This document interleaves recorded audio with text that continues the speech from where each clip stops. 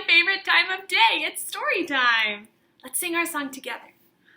Oh, I want to read with somebody.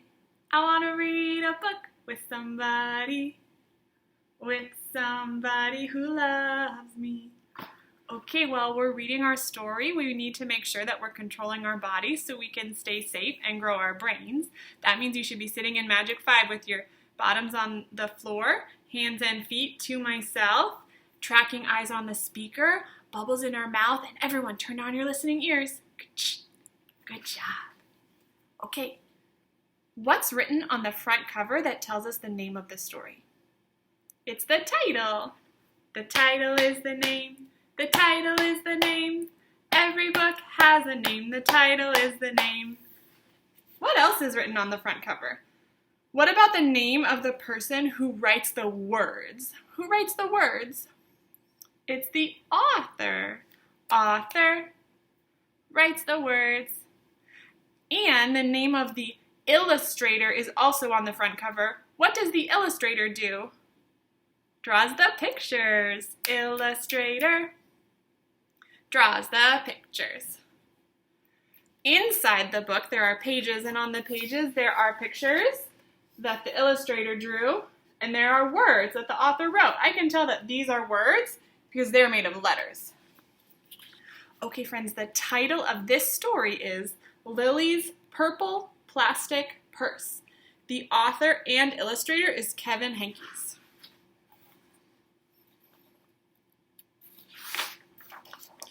Lily loved school.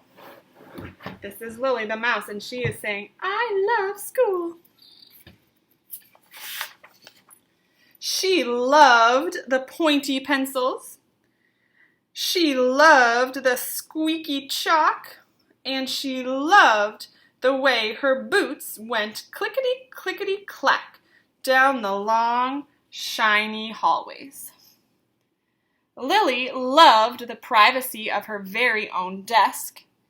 She loved the fish sticks and chocolate milk every Friday in the lunchroom. And, most of all, Lily loved her teacher, Mr. Slinger.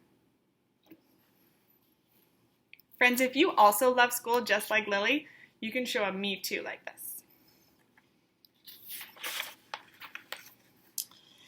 At home, Lily pretended to be Mr. Slinger. I am the teacher, she told her baby brother, Julius. Listen up! Lily even wanted her own set of deluxe picture encyclopedias. What's with Lily? Asked her mother. I thought she wanted to be a surgeon or an ambulance driver or a diva, said her father. It must be because of her new teacher, Mr. Slinger, said her mother. Wow, said her father. That was just about all he could say. Wow. Whenever the students had free time, they were permitted to go to the light bulb lab in the back of the classroom. They expressed their ideas creatively through drawing and writing. Lily went often. She had a lot of ideas. She drew pictures of Mr. Slinger, and she wrote stories about him too. During sharing time, Lily showed her creations to the entire class. Wow, said Mr. Slinger. That was just about all he could say. Wow. When Mr. Slinger had bus duty, Lily stood in line even though she didn't ride the bus. Lily raised her hand more than anyone else in class, even if she didn't know the answer. We have to raise our hand in our classroom, don't we? We raise our silent hand when we have something to say or when we need help. And Lily volunteered to stay after school to clap erasers. I want to be a teacher when I grow up, said Lily. Excellent choice, said Mr. Slinger.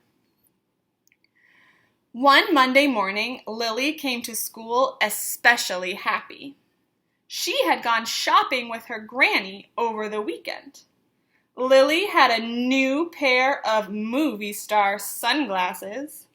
complete with glittery diamonds and a chain like Mr. Slinger's. Let's put on our movie star sunglasses just like Lilly has. Oh yeah, looking good. Lilly also had 3 shiny quarters. Oh, let's count out 3 quarters. Ready? 1, 2, 3. I've got my sunglasses. I've got my 3 quarters. And best of all, Lilly had a brand new purple plastic purse that played a jaunty tune when it was opened. Everyone get your purple plastic purse.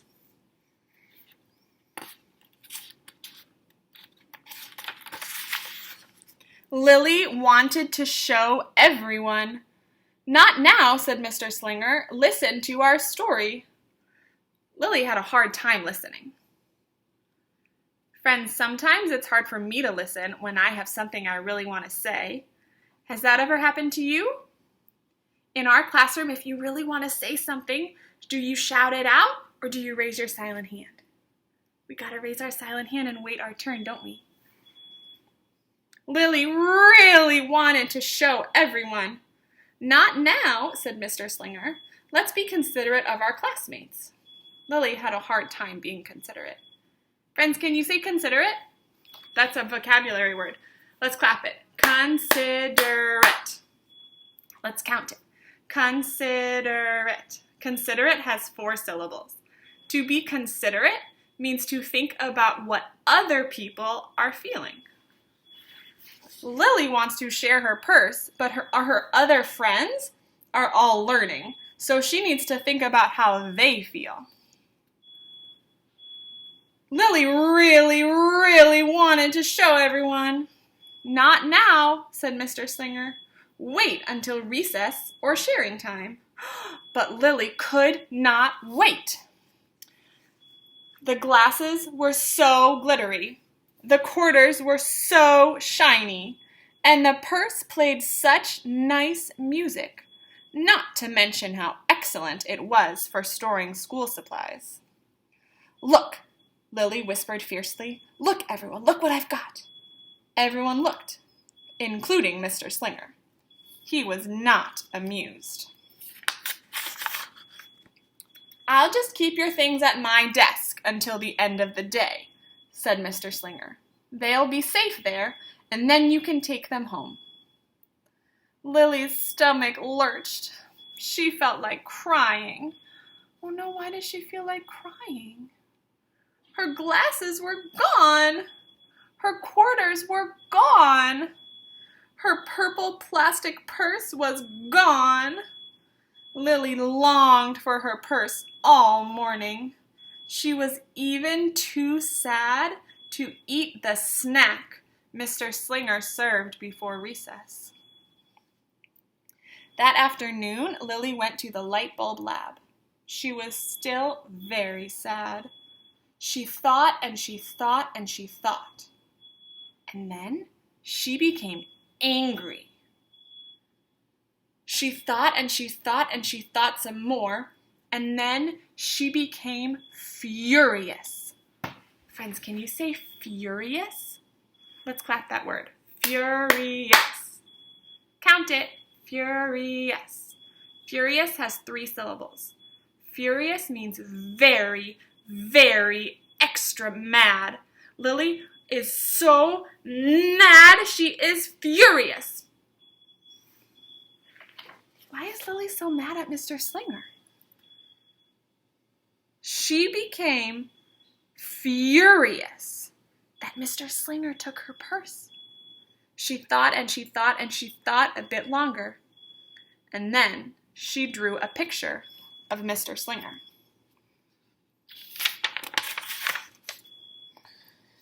Big, fat, mean Mr. Stealing Teacher. Wanted by FBI. P.S. I do not want to be a teacher when I grow up. Right before the last bell rang, Lilly sneaked the drawing into Mr. Slinger's book bag. When all the students were buttoned and zipped and snapped and tied and ready to go home, Mr. Slinger strolled over to Lily and gave her her purple plastic purse back. "It's a beautiful purse," said Mr. Slinger. "Your quarters are nice and jingly, and those glasses are absolutely fabulous. You may bring them back to school as long as you don't disturb the rest of the class." "I do not want to be a teacher when I grow up," Lily said, and she marched out of the classroom. On the way home, Lily opened her purse. Her glasses and her quarters were inside, and so was a note from Mr. Slinger. It said, "Today was a difficult day. Tomorrow will be better." There was also a small bag of tasty snacks at the bottom of her purse. Lily's stomach lurched. She felt like crying. She felt simply awful. Lily ran all the way home and told her mother and her father everything. Instead of watching her favorite cartoons, Lily decided to sit in the uncooperative chair. "I'll stay here for 1,000,000 years for Mr. Slinger. Why does everything always happen to me?" That night, Lily drew a new picture of Mr. Slinger and wrote a story about him too. The new picture says, "Listen up, I forgive everyone." And Lily says, "I am really, really, really, really, really, really, really, really sorry." And her story says, Lily was really, really sorry, so everyone forgave her, even her parents, even her stinky baby brother, even her especially incredible teacher. And then the sun shined its smiley face down on everyone and everything, even the bugs and worms. The end. And right here, Lily says, "I'm an author." What does an author do? Author writes the words. Lily wrote the words of this story, so she is an author. And whenever you write words, that means you are an author too. Let's see what happens when Lily shows Mr. Slinger her story and her new picture. Lily's mother wrote a note, and Lily's father baked some tasty snacks for Lily to take to school the next day. "I think Mr. Slinger will understand," said Lily's mother. "I know he will," said Lily's father. The next morning, Lily got to school early. "These are for you," Lily said to Mr. Slinger, "because I'm really, really, really, really, really, really, really, really, really, really, really, really, really, really, really, really, really, really sorry." Mr. Slinger read the story, and he looked at the picture, and he read the note, and he sampled the snacks. "Wow," said Mr. Slinger. That was just about all he could say. Wow. "What do you think we should do with this?" asked Mr. Slinger. "Could we just throw it away?" asked Lily. "Excellent idea," said Mr. Slinger. During sharing time, Lily demonstrated the many uses and unique qualities of her purple plastic purse, her shiny quarters, and her glittery movie star sunglasses. Then she did a little performance using them as props. "It's called interpretive dance," said Lily. Mr. Slinger joined in. "Wow," said the entire class. That was just about all they could say. Wow. Throughout the rest of the day, Lily's purse and quarters and sunglasses were tucked safely inside her desk. She peeked at them often, but did not disturb a soul. Right before the last bell rang, Mr. Slinger served Lily's snacks to everyone's delight. "What do you want to be when you grow up?" asked Mr. Slinger. "A teacher!" everyone responded. Lily's response was the loudest. "Excellent choice," said Mr. Slinger. As the pupils filed out of the classroom, Lily held her purple plastic purse close to her heart. Mr. Slinger was right. It had been a better day. Lily ran and skipped and hopped and flew all the way home. She was so happy. And she really did want to be a teacher when she grew up. That is, when she didn't want to be a dancer, or a surgeon, or an ambulance driver, or a diva, or a pilot, or a hairdresser, or a scuba driver. The end. If you liked my book, clap once. If you liked my book, clap twice. 3, 2, 1. That book was fun.